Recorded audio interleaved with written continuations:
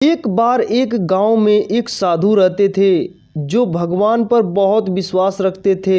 एक बार वह साधु पेड़ के नीचे बैठे थे और भगवान को याद कर रहे थे तो अचानक उस गांव में बाढ़ आ गई।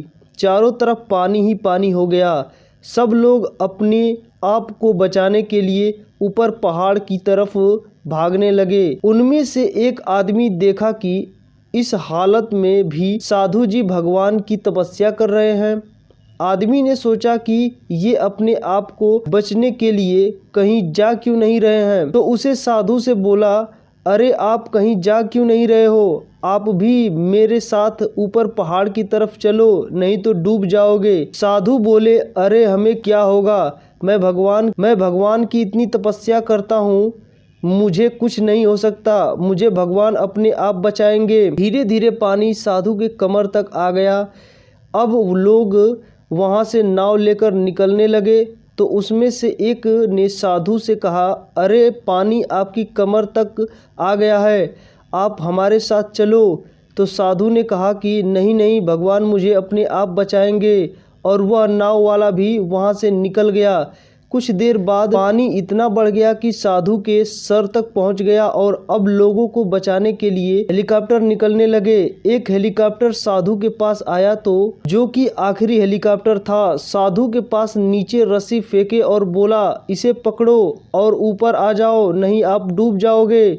यह आखिरी हेलीकॉप्टर है और आपके पास और दूसरा कोई रास्ता नहीं है बचने के लिए। साधु ने कहा, यह रस्सी वापस ऊपर खींच लो और आप चले जाओ, मुझे भगवान के ऊपर पूरा भरोसा है, वह मुझे बचा लेंगे।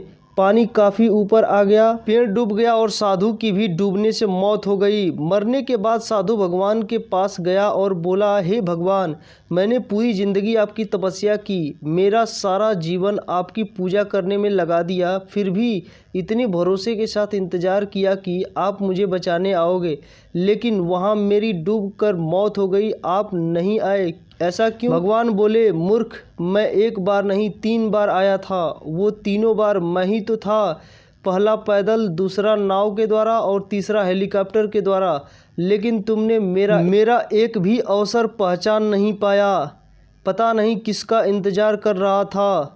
इस तरह से ज़िंदगी में हमें ऊपर वाला बहुत से मौके दे रहा है, इस तरह से ज़िंदगी में हमें ऊपर वाला बहुत से मौके देता रहता है, लेकिन हम सब उस मौके को ठुकराकर पता नहीं किस चीज़ का इंतज़ार कर रहे होते हैं कि वो होगा तभी मैं करूँगा, और इस बात पर अड़े रहने से एक वक्त के बाद वो मौका हाथ से निकल जाता है और हम कुछ नहीं कर पाते हैं। इससे यही सीख मिलती है कि अपनी ज़िंदगी में आए एक भी मौके को न गंवाएं, क्या पता वही आपकी ज़िंदगी का आखिरी मौका हो।